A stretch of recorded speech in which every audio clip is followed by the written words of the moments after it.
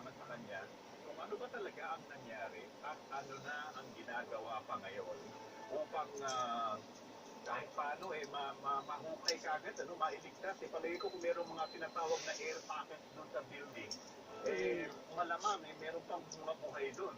At malaman natin mamaya kung baka mayroon ng mga bagong naisalba, na-rescue, doon sa nangyaring yun na kalunos-lunos sa Mountain Province. APWH building pa naman. Bueno, alas 4:40, gaya ng pangako ko sa inyo kanina, iikutin natin ang lahat ng mga malalaking sementeryo at memorial park sa Metro Manila upang mabigyan ng giya yung kung mga gustong pumunta na ngayon din dahil maganda na ang panahon dito sa Metro Manila at least malaman natin kung baka pwedeng yung kagaya ng ginagawa ng iba mag-overnight sila doon na wala lang hong bityokehan, ha? Okay. Si Johnson Manabat mula sa Manila North, tingnan natin ang situation doon. Johnson, please. Peter, magandang hapon. Maganda rin ang lagay ng panahon ngayon dito sa lungsod ng Manila at nadagdagan pa ang bila ng mga bumisita dito sa Manila North Cemetery simula kanina. Sa pagkain ng Manila Police District, lumumubad sa 32,050 ang crowd estimate dito hanggang alas 3 ngayong hapon. Hindi naman nawawala sa entrada ng Cementerio del Norte ang mga pinupinsang bagay na dati namang bawal na kapag ganitong undak. 13 matatalas sa bagay na pinupinsya ng mga pulis na nagsasagawa ng inspeksyon sa mga papasok sa sementeryo. May mga humahabol pa rin na maglilinis sana ng punto dalang ilang gardening tools pero hindi na rin ito pinayagan ng mga pulis. Bawal din ang sigarilyo sa loob kaya pinupinsya ang mga nakita sa entrance pa lamang ng sementeryo kanina. Bawal ang beauty, ha? Bawal eh. Wow. Lalo sa loob pero hindi kayo nakakalusot sa labas pero kung kayo daraan ng entrance ng sementeryo, siguradong makikita kayo ng mga pulis.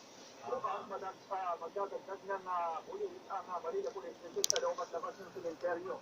Pero ngayon pa lamang sa Peter mga kapamilya, ramdam na ang mahirapang parking space para sa mga may sasakyan. Kaya kung maaari, ay iwasan na raw po munang magdala ng sasakyan papunta dito sa Cementerio del Norte.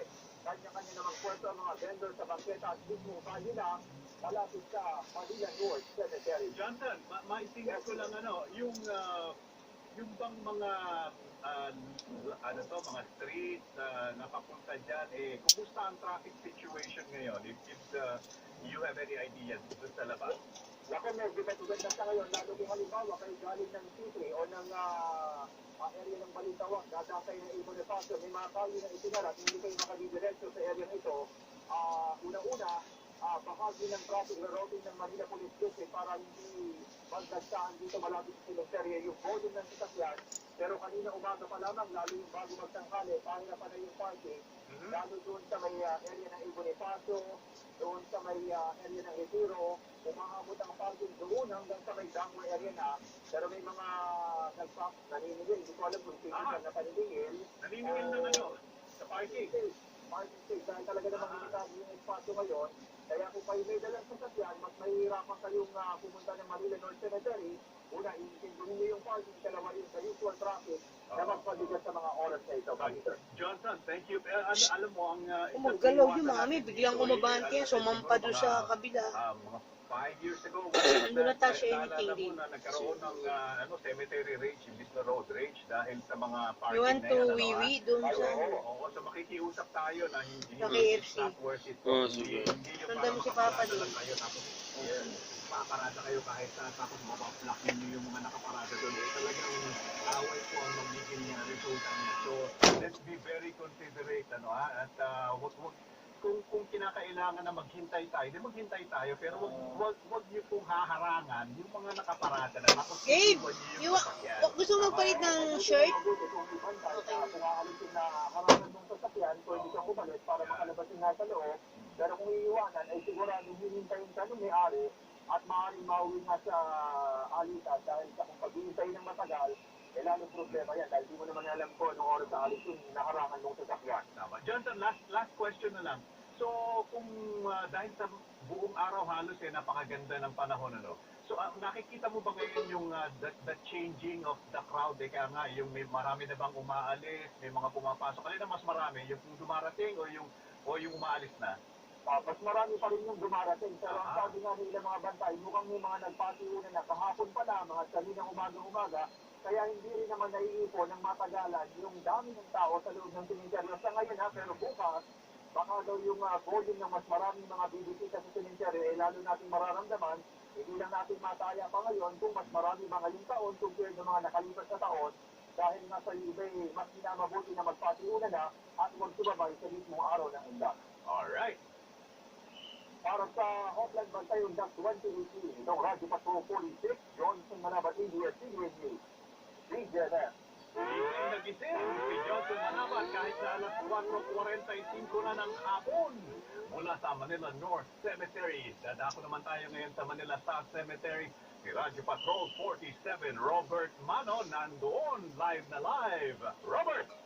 Sir Peter, mas mahigpit na seguridad itong ipinatutupad sa Manila South Cemetery. Kaya parami na parami, itong mga nakukumpiskang ipinagbabawal sa loob ng sementeryo. Karamihan dito, sigarilyo, lighter, at mga matutulis na bagay. Pagamat umulan kanina, ay nadagdagan pa rin itong mga bumibisita sa punso ng kanilang mga namayapang mahal sa buhay.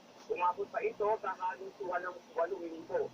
Kung naigpit ang seguridad kanina, lalo mismo mga pulis, Sir Peter, kasi itong nagpapantay sa entrance, sila mismo yung kakapkap sa'yo, sila yung mag-check sa bag mo, sila yung mag-check doon sa mga plastic na dala-dala mo, at maging doon sa mga lagayan ng soft drink, i-double-check nila kung totoo ba yan ng mga soft drink para ma-secure o masigurado na hindi anak yung ipinapapasok. Bukas ay ganong klaseng seguridad pa rin daw ang kinalakas dito sa Manila South Cemetery. Mga polis pa rin ang magbabantay nasa loob, Manila Police District, at itong sa labas naman ay binabantay naman ng Makati Police District. Robert, maisingit ko lang. Napapanood ko yung video na pinadala mo eh.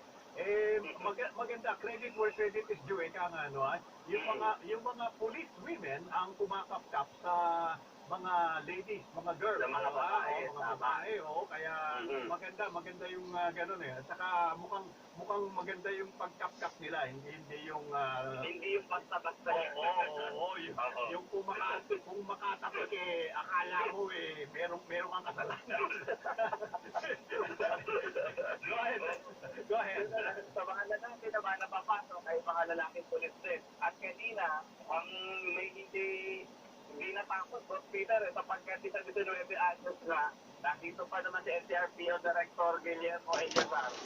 Tinry na itakot yung 19 batay ng Cebu. Ano ba yan? Humingi ka? Pero nahilahan batay ng marijuana.